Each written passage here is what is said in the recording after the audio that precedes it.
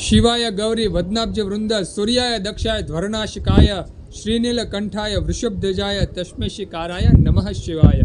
ओम नमः शिवाय અને હર હર મહાદેવ શિવ ભક્તો। હિન્દુ સનાતન ધર્મના દરેક લોકોને, મારી સાથે જોડાયેલા તમામ શિવ ભક્તોને મારા મહાદેવ। શિવ ભક્તો, આજના વિડીયોનું ટાઇટલ ખૂબ સરસ છે કે સારું કાર્ય કરતા પહેલા ભગવાન શિવજીને યાદ કરો। શિવ ભક્તો, આપણે જીવન દરમિયાન ઘણા શુભ કાર્યો કરતા હોઈએ છીએ। તે કાર્ય કરતા પહેલા આપણે ભગવાન શિવજીને યાદ કરવા જોઈએ। શિવ ભક્તો, તો આપણું કાર્ય સંપૂર્ણપણે શુભ થાય છે, આપણા દરેક કાર્ય સિદ્ધ થાય છે। શિવ ભક્તો, સુંદર એવું ઉદાહરણ છે। ભગવાન શ્રી રામ સીતાજીને પાછા લાવતા પહેલાં, લંકા જતા પહેલાં ભગવાન શિવજીની શિવલિંગની પૂજા કરી હતી। વેળુની સુંદર શિવલિંગ બનાવી હતી। તમને ખબર જ છે, રામેશ્વર મહાદેવ સુંદર એવું વેળું એટલે જે દરિયાની રેતી હતી તેને ભેગી કરી અને સુંદર શિવલિંગ બનાવી અને તે શિવલિંગની પૂજા કરી અને પછી તે સારું કાર્ય કરવા ગયા હતા। ભગવાન શ્રી રામ સીતાજીને લેવા ગયા હતા। શિવ ભક્તો, આપણે પણ આપણા જીવનમાં કેટલા એવા કાર્યો કરતા હોઈએ છીએ। શિવ ભક્તો, આપણે પણ આપણા જીવનમાં ઘણા એવા શુભ કાર્યો કરતા હોઈએ છીએ। જેમ કે આપણે બહાર ગામ જતા હોઈએ છીએ, જાત્રા કરવા જતા હોઈએ છીએ, ઘરમાં કોઈ ધાર્મિક કાર્ય કરીએ, ઘરમાં કોઈ લગ્ન પ્રસંગ કરીએ, કથા કરીએ, તે ગમે તે કાર્ય કરીએ તે પહેલાં આપણે ભગવાન શિવજીની શિવલિંગની પૂજા કરવી જોઈએ।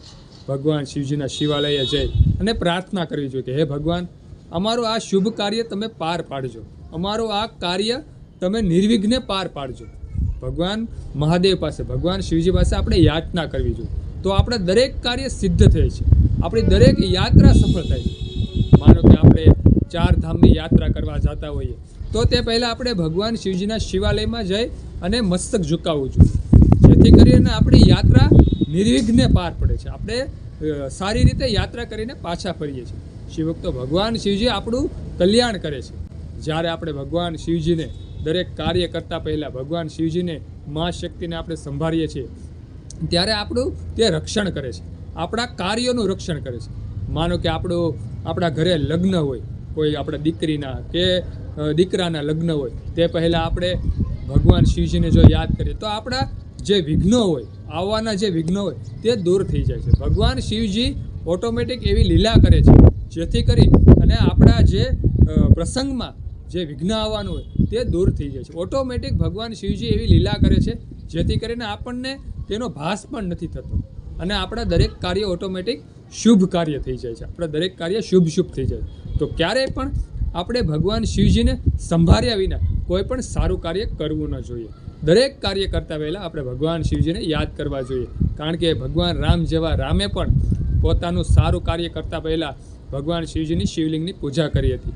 તો આપણે આ તો માનવ છીએ, ભગવાન જેવા ભગવાન વિષ્ણુ ભગવાનના સાક્ષાત અવતાર હતા છતાં પણ ભગવાન શિવજીને ભૂલતા નથી। તો આપણે આ મનુષ્ય અવતાર એળે ન જવો જોઈએ। દરેક કાર્ય કરતાં પહેલાં આપણે ભગવાન શિવજીને આપણે યાદ કરવા જોઈએ, તે જ મારી વિનંતી છે।